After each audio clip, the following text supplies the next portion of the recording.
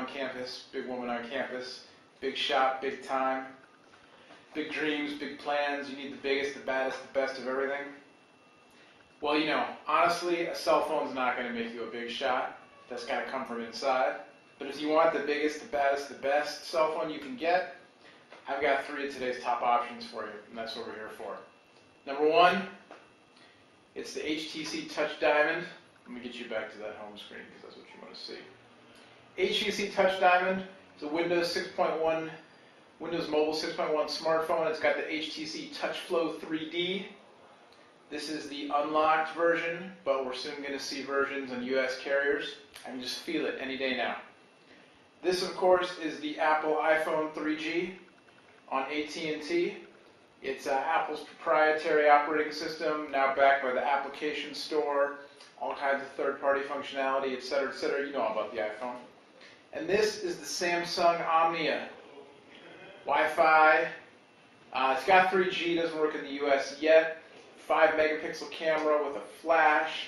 Windows 6.1. It's got a custom UI on top, kind of like the Touch Flow 3D on the HTC. It's got both, check this out, it's got both a touchscreen and this crazy optical mouse on the bottom that you can move around with your thumb. It's nuts. Here they are. Big ballers, big shots, big time. 3 smartphones, 3 beasts, 3 big baddies. I can't think of things to say. 3 top-of-the-line smartphones. Which one is right for you? Are any of them right for you? I don't know. Let's take a look.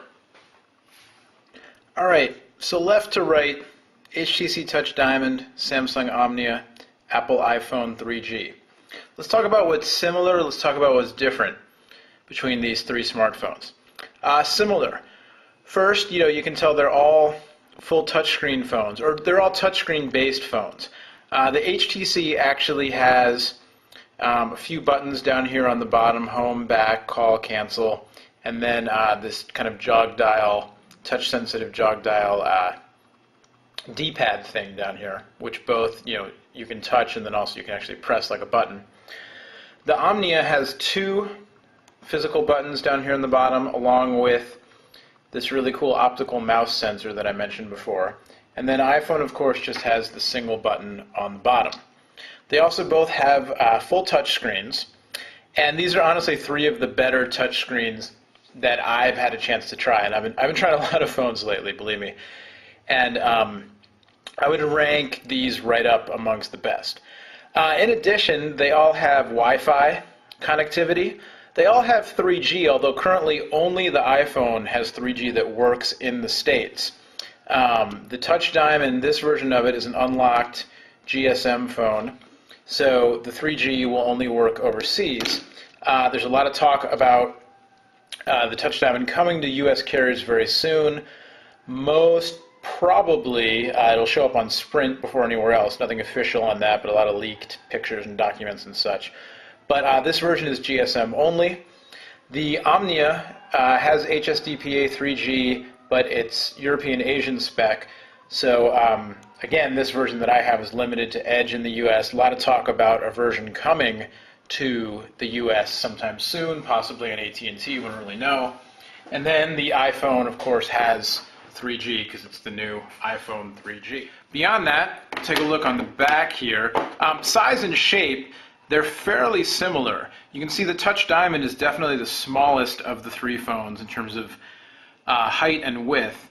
The iPhone is the biggest, kind of just barely edging out the Omnia in terms of overall size, height and width. The Omnia is the thickest of the phones. The iPhone 3G is a little bit thinner than the other 2.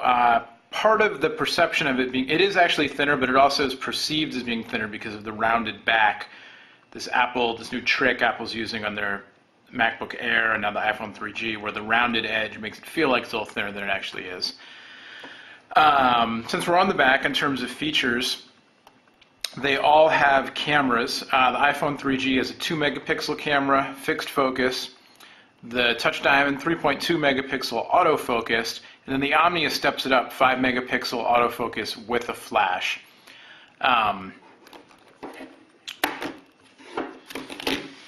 And as far as other features go, they all have, well, the iPhone doesn't have stereo Bluetooth. It has mono Bluetooth only, as I'm sure you're well aware of by now. The others have stereo Bluetooth. They all have USB connectivity. They all do, like I said, Wi-Fi. The iPhone 3G has a standard headphone jack. The other two use proprietary connectors, which I think is a little bit silly in this day and age, but they just do. You can see on, let me get this open here, the Samsung, it has Samsung's proprietary connector, so it comes with headphone adapter that plugs into here that you can plug standard headphones into. It comes with a charger that plugs into here. It comes with a data cable that goes from this connector to USB. Touch Diamond, similar thing. It's kind of like a mini USB on the bottom, but it's differently shaped, so you can't use a regular mini USB cable on it. It comes with a special HTC one. But you can see from the markings here, USB and headphones. So it comes with a bunch of different adapters, data cable, charger, headphones. So there you go. Otherwise, all the phones have a rocker switch on the side, which controls volume, and in some cases other things as well. The iPhone, you know, minimal number of buttons here. You've got your rocker switch, you've got your silence, your ringer switch there, and then on the top you've got your hold power switch. HTC on the top also has a hold power switch and nothing else on the other side but those extra buttons in front. Omnia rocker switch, camera switch, shortcut button, and then a lanyard switch on the side. The Omnia comes with 16 gigs of storage on a micro SD card. The Touch Diamond has 4 gigs of internal storage built in, and the iPhone has either 8 or 16 gigs of storage built in. So really all three phones are smartphones, but designed with consumers in mind as well as business users, and heavy multimedia functionality as well. All right, so let's get on to how they actually are to use. They all have touchscreens, and as I said, they're three of the better touchscreens I've had a chance to use. In terms of just the hardware, I would rank them as far as the touchscreen goes. iPhone's the best, the Omnia is second, the Touch Diamond is third. The iPhone, the hardened glass, and the multi-touch, is still just unparalleled.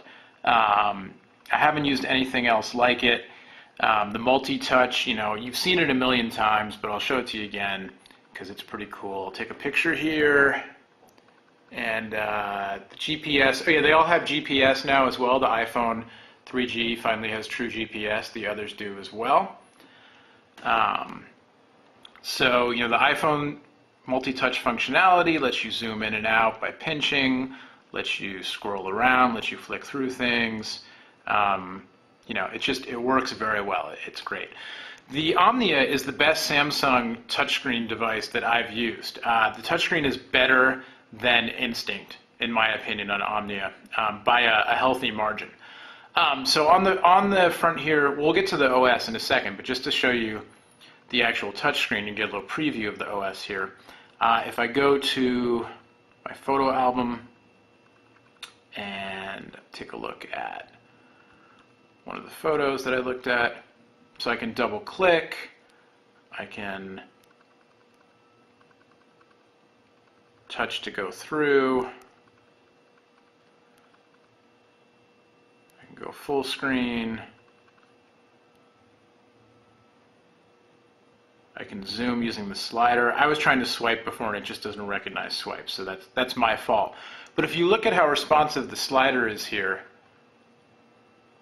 this is much better than any other Samsung touch phone I've used. Way better than Glide. Better, again, I think, than Instinct.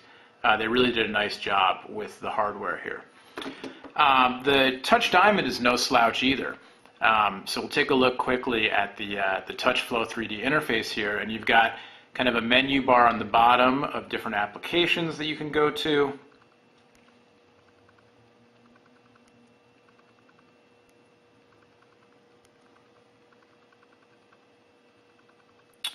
And then